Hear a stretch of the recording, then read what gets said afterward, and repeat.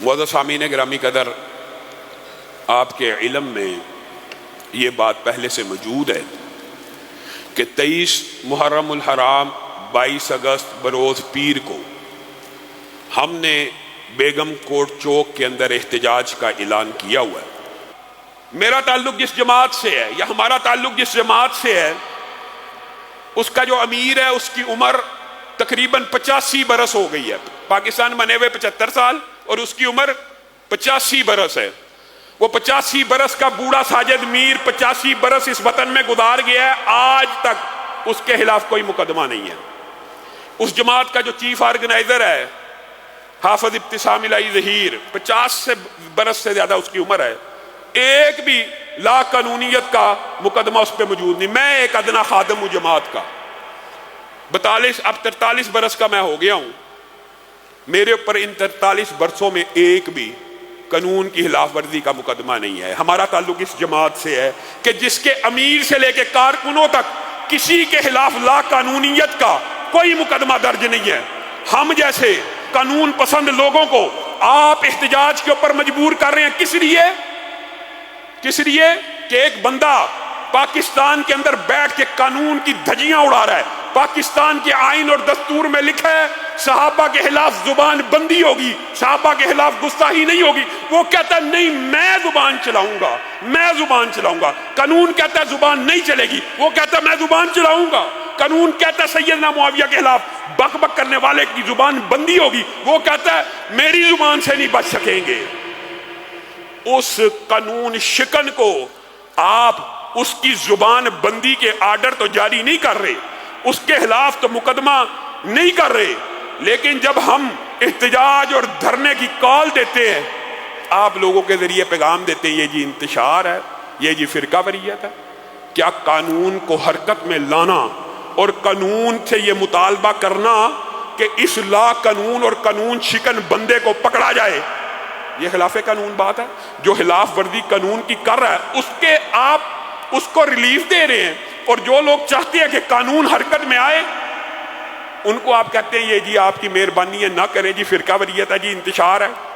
وہ بدبخت ملک کو، رافضیوں کا سہولت کار ملک کو شام لیبیا بنانا چاہتا ہے، اور ہماری پوری جماعت، ہم نوجوانوں کو یہ دعوت دیتے ہیں کہ قانون ہاتھ میں نہیں لینا، قانون کو حرکت میں لانا ہے۔ کن کے ذریعے؟ قانون کے اداروں کے ذریعے۔ اگر ہم میں فرقہ واریت اور انتشار ہوتا تو ہم اپنے نوجوانوں کو کیا کہتے؟ اٹھو اس سے بدلہ لے لو، اٹھو اس کی زبان کو کھینچ دو، اٹھو اس کی زبان کو کاٹ دو۔ ہم یہ کہتے، ہم نے یہ نہیں کہا۔ ہم مسلسل انتظامیہ سے یہ مطالبات کر رہے ہیں کہ اس بدبخت کے خلاف مقدمہ درج کر دیا جائے، اس کے خلاف FIR درج کر دی جائے، اور اگر آپ کا موڈ نہیں ہے تو پھر ہم یہ حق رکھتے ہیں، پھر آپ ہمیں 100 الزام دیں، ہمارے اندر ابھی اتنی غیرت اور جرت باقی ہے کہ صحابہ کے خلاف بکواس کرنے والوں کی زبان بندی ہم کر سکتے ہیں۔ آپ سب نے 23 محرم کو 22 اگست کے دن مغرب کی نماز چوک بیگم کوٹ میں پڑھنی ہے، وہاں پہ دھرنا بھی ہوگا، اور IG آفس کے سامنے دھرنا بھی ہوگا، DIG آفس کے سامنے بھی دھرنا ہوگا۔ آپ صرف اس ایک مسجد کے ہزاروں کی تعداد میں لوگ وہاں پہ جمع ہو جائیں، آپ دیکھیں کیسے قانون حرکت میں آتا ہے۔ ہم نے وہاں پہ بھی بدامنی نہیں کرنی، ہم نے دھرنا دینا ہے، علامتی دھرنا ہے، احتجاج ہے، ہمارا حق ہے، یہ ہمارا لیگل رائٹ ہے۔ جب تک ایک بھی توہین صحابہ کرنے والا اس دھرتی کے اوپر زندہ ہوگا، اس کے خلاف جب تک مقدمہ درج نہیں کیا جائے گا، ہمارے احتجاج جاری رہیں گے، ہم قانون کو حرکت میں لاتے رہیں گے۔ آپ سب ساتھی شریک ہوں گے، سب ساتھی وہاں پہ شریک ہو، پرامن احتجاجی دھرنا ہوگا، اور اس وقت تک جاری رہے گا جب تک اس بدبخت کے خلاف مقدمہ درج نہیں کیا جاتا۔ اور اگر پہلے ہو جاتا ہے تو ہم تمام احتجاجی کالوں کو واپس لے لیں گے۔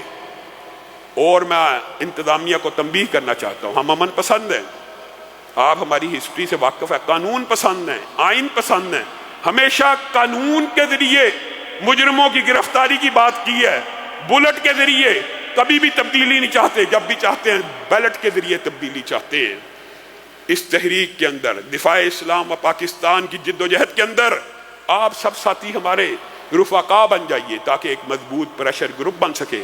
اسلام کے خلاف کوئی بھی بات ہو آپ کی بات مانی جائے، اور انشاءاللہ جب ہمارا دڑا مضبوط ہو جائے گا ہم یہ جو بڑے بڑے بل بورڈز کے اوپر فحش قسم کی لباس کے ساتھ خواتین موجود ہوتی ہیں اس کے خلاف بھی ہائی کورٹ کے اندر ریٹ کریں گے. اور اس طرح کی فحاشی اور خلاف اسلام جتنے بھی معاملات ہیں آپ سب ساتھی اگر ہمارا ساتھ دیں تو یہ سارے کے سارے کام ہو سکتے ہیں. اور بات اگر احتجاج کی آئی ہے تو یہ بات بھی میں ساتھ میں مکمل کرنا چاہتا ہوں. گزشتہ دنوں میں جماعت اسلامی نے کل پرسوں کا واقعہ ہے لیسکو کے دفتر کے باہر ایک احتجاجی دھرنا دیا.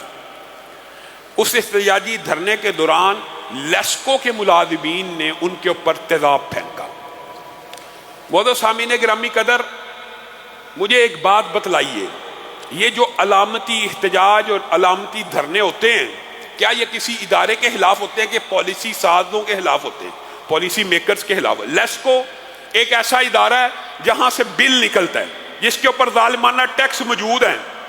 اگر کسی نے اپنا احتجاج ریکارڈ کرانا ہے وہ لیسکو کے باہر ہی کروائے گا، اور لیسکو کے ملازمین یا لیسکو کے خلاف وہ احتجاج نہیں ہے، یہ ایک علامتی احتجاج ہے.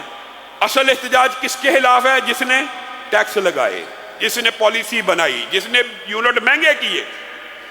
تو لیسکو کے ملازمین کو بھی میں یہ کہنا چاہتا ہوں آپ نے اس احتجاج کے اندر جو درندگی کا اور بربریت کا ثبوت دیا ہے یہ آپ کے شایان شان نہیں ہے.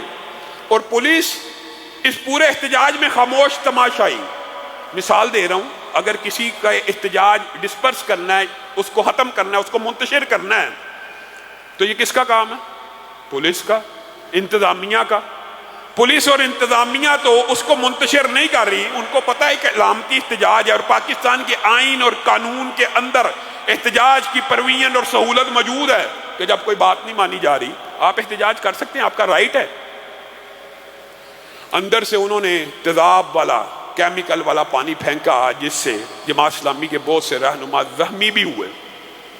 اب مجھے بتائیے کہ یہ جو سارے کا سارا عمل ہے اس کے اندر ہم کس کو قصوروار کہہ رہے ہیں؟ اصولی طور پہ پولیس کو چاہیے تھا، اور اگر پولیس اور انتظامیہ پروب کرے کہ یہ ملازمین کو کس نے کہا تھا کہ اندر سے تیزاب پھینکا جائے اور ان کو یہ اتھارٹی کیا، میں تو یہ سمجھتا ہوں ذاتی طور پر کہ لیسکو کو ملازمین کو بھی چاہیے جب ایسا کوئی ایشو ہو ساتھ مل کے احتجاج کریں. کیا حکومتی ادارے احتجاج نہیں کرتے؟ ڈاکٹرز، استاد، نرسیں، وہ بھی تو احتجاج کرتے ہیں، ان کو بھی چاہیے تھا. یہ تو احتجاج انہی کے حق میں تھا، کوئی بل انہوں نے مہنگا کیا. تو ایک اس قسم کی جو ظلم اور بربریت ہے وہ کبھی بھی نہیں ہونی چاہیے. اور پولیس کو اور انتظامیہ کو ہم کہتے ہیں کہ پروب کرے، جو اس میں سانحے میں شریک ہیں، سارے کے سارے لوگوں کے خلاف کارروائی کی جائے قانونی.